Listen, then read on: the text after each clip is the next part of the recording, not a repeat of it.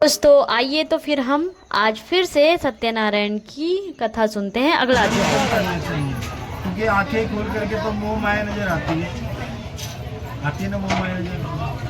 आंखें खोल के रखोगे बार बार नजरें उधरी जाएंगी भंडारे की तरफ, पता नहीं है कब बनेगा। आंखें खोलोगे तो घर की तरफ भी जाएगा दिमाग, लेकिन जब आप नेत्र बंद करोगे तो फिर कहीं नहीं जाएगा मन, केवल बाबा के चरणों में टिक जाएगा और केवल आप भगवान का स्मरण करोगे। तो आंखें खोल करके मुंह माया नजर आती है और नेत्र बंद करते ही साथ हमें भगवान के स्वरूप का दर्शन हो जाता है।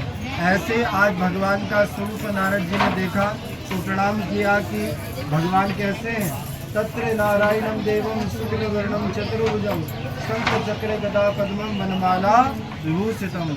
नारद जी ने देखा कि भगवान का रूप शुक्ल वर्ण का है और हाथों में शंख चक्र गदा पद्म विराजमान है, सुंदर सी माला गले में सुशोभित हो रही है। और ऐसा स्वरूप देखने के बाद नारद जी ने भगवान नारायण को कोटि कोटि प्रणाम किया। बोलिए सत्यनारायण भगवान की जय। प्रणाम किया तो नारद जी विनम्र भाव में भगवान से पूछने लगे, प्रभु मैं अभी पृथ्वी लोक का दर्शन करके आ रहा हूँ, लेकिन दर्शन करने के बाद मेरे मन में अशांति हो गई। भगवान ने कहा ऐसा क्या देख लिया?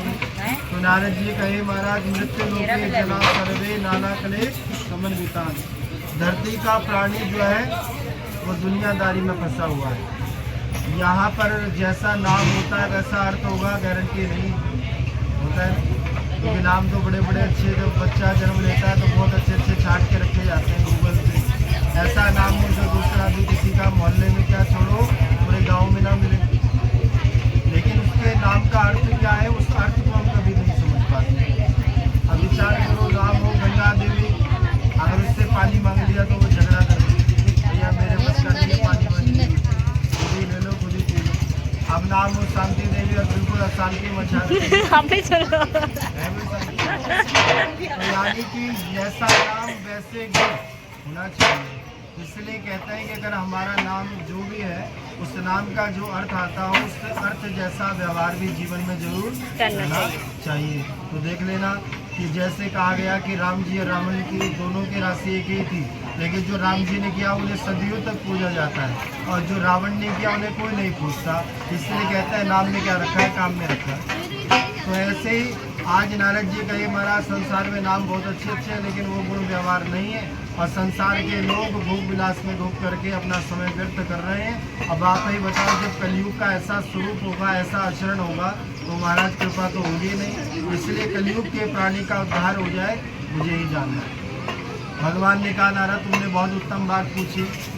प्रायशः कभी कभी हम सामने वाले व्यक्ति में अवगुण बड़ी जल्दी ढूंढ लेते हैं, है ना। अवगुण का मतलब समझते हो? कमी। उसके अंदर हमने कमी फटाफट ढूंढ ली, उसके अंदर ये बुराई है। लेकिन कभी कोई किसी के अंदर सद्गुण ढूंढता है? नहीं ढूंढता। कोई अच्छा गुण भी उसके अंदर होगा लेकिन हमने उसे कभी कैच नहीं किया, लेकिन जरा सी बुराई क्या मिली हमने उसी को ही पकड़ लिया और उसी से ही कह दिया फलाना व्यक्ति बड़ा खराब है। इसलिए हर व्यक्ति के अंदर अच्छे गुणों को देखना चाहिए, बुराइयों को नहीं देखना चाहिए। इसलिए कहते हैं बुरा न देखन में चला बुरा ना मिलिया कोई। संसार में बुरा कौन है? हम स्वयं ही बुरे हैं, दिन दूसरे को बुरा बता रहे हैं। और संसार में अच्छा कौन है? जो स्वयं दूसरों को भी अच्छा बता रहे हैं, अपने आप को। तो यही प्रकार है नारद जी, संसार में जैसे सतयुग त्रेता युग द्वापर युग है वैसे कलयुग भी है। अन्य युगों में भगवान को प्रसन्न करना कोई सरल बात नहीं थी, बहुत कठिन कार्य था, लेकिन कलयुग में भगवान को सरल करना बहुत सरल सा हो गया। सतयुग में भगवान को प्रसन्न करने के लिए 1000 वर्षों तक यज्ञ करना पड़ता था, अग्नि में स्वाहा। 1000 वर्षों तक यज्ञ चलता था, तब कहीं यज्ञ से भगवान दर्शन देते थे। फिर त्रेता युग में 1000 वर्षों तक तपस्या करनी पड़ती थी। तपस्या का मतलब जानते हैं? एक जगह ध्यान लगा करके बैठना, समाधिस्थ होना। और जब द्वापर युग आया तो वहाँ भगवान को प्रसन्न करने के लिए 1000 वर्षों तक मूर्तियों की पूजा की जाती थी। और कलयुग जब आया तो फिर कलयुग में भगवान ने कहा कि आज के प्राणी को ना तो ज़्यादा यज्ञ करने की आवश्यकता, ना वो यज्ञ भी नहीं कर सकता है ज़्यादा नहीं। अगर थोड़ी देर हवन के पास बैठना पड़ जाए ऐसी गर्मी में तो लोग पीछे भागते रहे, चलो भैया बहुत गर्मी हो गई, धुआं हो गया ना। तो 1000 वर्षों तक तो भूल जाओ, थोड़ी देर भी अगर शांति से बैठना पड़ गया तो ये भी बहुत कष्ट मिल जाता है वो तो हम ज़्यादा देर बैठ भी नहीं सकते। सत्य बात तो यही है। और कोई हमें कहे भैया रोज मंदिर में जाओ, जा सकते हैं हम? 24 घंटे बैठे रहो, कर सकते हैं? नहीं। तो भगवान कहते हैं तीनों ही काम करना बहुत कठिन विषय है, लेकिन भगवान कलयुग के व्यक्ति को एक छूट दें भाई, ना तो ज़्यादा यज्ञ करने कर सकता है, ना ज़्यादा तप करने कर सकता है, ना ज़्यादा मंदिरों में जाने कर सकता है, केवल कलयुग में ध्यान लगाने कर सकता है। आप ध्यान लगाने मात्र से भगवान को पा सकते हो। इसलिए अगर आप कहीं मंदिर में जा रहे हो, टेंट में जा रहे हो या कथा के लिए बैठ रहे हो, तो फिर अपने मन को एकाग्र कर लो और मन को केवल भगवान खेड़े महाराज के चरणों में लगाओ, भटकने मत दो। अगर जरा सा भी भटका ना तो सारी कथा धरी की धरी रह जाएगी, क्योंकि फिर तो संसार भटक गया। लेकिन यदि आपने मन को एकाग्र कर लिया तो समझो आपकी कथा संपूर्ण हो जाएगी। इसलिए कलयुग में ध्यान लगाने मात्र से भगवान मिल जाते हैं। हे नारद, जब तक रहेगी जिंदगी फुर्सत ना होगी काम से, कुछ समय ऐसा निकालो प्रेम कर लो राम से। संसार में कभी काम से फुर्सत नहीं मिलने वाली, इसलिए थोड़ा समय निकाल करके भगवान का नाम जरूर लेना चाहिए। कलयुग में एक बड़ी सुंदर कथा है और जिस कथा का विशेष महात्म्य है, और वो कथा है नारद जी सत्यनारायण व्रत कथा। कौन सी कथा है? सत्यनारायण व्रत कथा। ये कथा और ये व्रत करने से मनुष्य की सारी कामनाएं पूर्ण हो जाती हैं। नारद जी ने कहा किम फलम किम विधानम, कहने व तद्व्रतम। ये कथा सुनने का फल क्या है, विधान क्या है, कैसे किया जाता है, क्या नियम है, तो हमने विस्तार से समझा। तो भगवान कहे नारद जी कथा सुनने का फल तो ये है दुख शोकादिगमनम, दूर हो जाता है कथा सुनने से, और धन धान्य धन के भी भंडार बढ़ जाते हैं कथा को। सौभाग्य हर कामना में वृद्धि हो जाती है और संकीर्तन, ये कथा व्रत सारी कामनाओं को पूर्ण करने वाला है। आज किसी रूप में भी भगवान को भज लोगे वह स्वरूप पूर्ण हो जाएगा। तो ये कथा सुनने का नारद जी कहे महाराज ये बताइए कि कथा कब कराई जाए? तो भगवान कहते हैं जब भक्त के मन में श्रद्धा विश्वास उत्पन्न हो तब भगवान की कथा करानी चाहिए। देखो अगर श्रद्धा विश्वास ना हो तो कोई कार्य करने का फल मिलता है? नहीं मिलता ना, वो निष्फल हो जाता है, उसका कोई महत्व नहीं है। इसलिए भगवान कहते हैं कथा करते समय मन में श्रद्धा विश्वास टूट के भरी है। क्योंकि शास्त्रों में एक श्लोक आता है कि शरीरम स्वरूपम यथा सहस्त्रम और यथाचारो चित्रम नरेंद्र तुल्यम मनस्से नग्नम कृष्ण पादार विंदम तथाकिम तथाकिम तथाकिम तथाकिम। अर्थ क्या है कि भगवान सुंदर रूप देता है और सुंदर रूप के साथ साथ हमको घर मकान गाड़ी घोड़ा नौकर चाकर ऐसो आराम भूमि जायदाद धन दौलत सब कुछ देता है। अब इतना सब कुछ मिलने के बाद भी अगर हमारा मन भगवान की कथा में नहीं लग रहा है, पूजा में नहीं लग रहा है, तो अंत में लिखा है तथा कि शरीर बेकार, तथा कि वो भैया वो प्रॉपर्टी बेकार। क्योंकि भगवान को हमारे धन दौलत से कोई लेना देना है क्या? भैया सब जो हमारे वो खुद ही तो अपने ऊपर लगा रहे। तो भगवान को क्या चाहिए? भक्त का प्रेम, भक्त की श्रद्धा और विश्वास, और इसी के भूखे हैं भगवान। इसलिए भगवान कहते हैं कभी कथा भागवत में आ पाओ तो केवल ध्यान लगाओ, इसी को लगाने से प्रसन्न होंगे प्रभु। तो इसलिए नारद जी ने अगला प्रश्न किया महाराज ये बताओ कि कथा लोग हम जब कराते हैं तो उसे सुनने का भाव कैसे हो? तो तुलसीदास जी कहते हैं जाने बिनु ना हुई प्रतीति, बिनु प्रतीति हुई नहीं प्रीति। आज भगवान को मानने वाले तो बहुत लोग हैं, लेकिन जानने वाले आज भी बहुत कम है। अक्सर हमसे लोग पूछते हैं ना भगवान को मानते हो?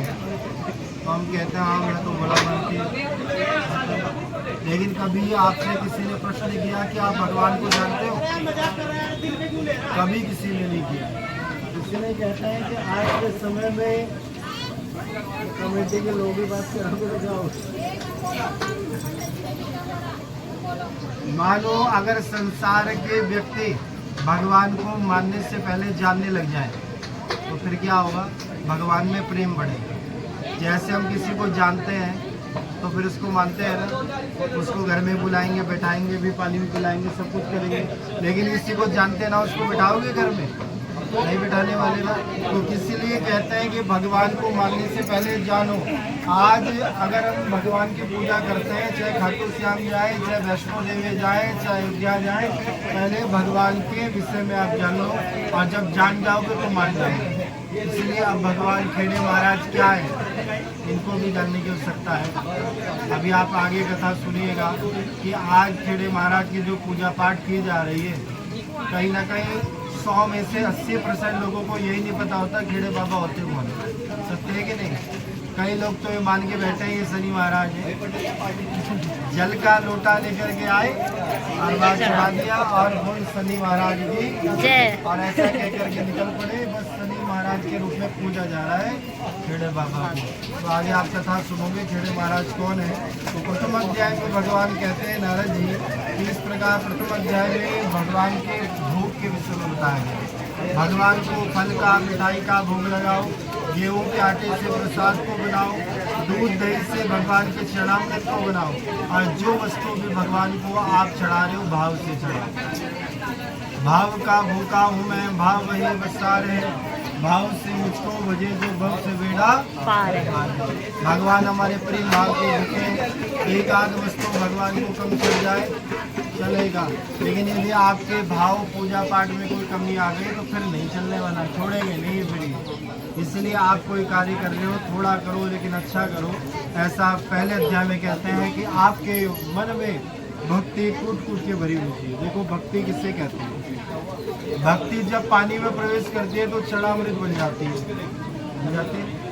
और भक्ति जब भोजन में प्रवेश करती है तो फिर प्रसाद बन जाती है। भक्ति जब गाने में प्रवेश करती है तो भजन बन जाती है। भक्ति जब किसी यात्रा में प्रवेश करती है फिर यात्रा बन जाती है। तो भक्ति जहाँ प्रवेश करेगी वो कोई ना कोई रूप धारण कर लेगी। इसलिए कहते हैं आपके मन में भक्ति जरूर होनी चाहिए। 3 चीज़ें हैं हमारे जीवन में, पहली भक्ति, दूसरा ज्ञान, तीसरा वैराग्य। समय पर भक्ति होना भी करना जरूरी है, और समय पर ज्ञान होना भी जरूरी है, और समय पर वैराग्य होना भी जरूरी है। अब भक्ति किसे कहते हैं? देखो भगवान की जो पूजा पाठ हम लोग करते हैं उसे भक्ति कहते हैं। ज्ञान किसे कहते हैं? अच्छे बुरे की समझ, किसमें हमारी अच्छाई है, किसमें हमारी बुराई।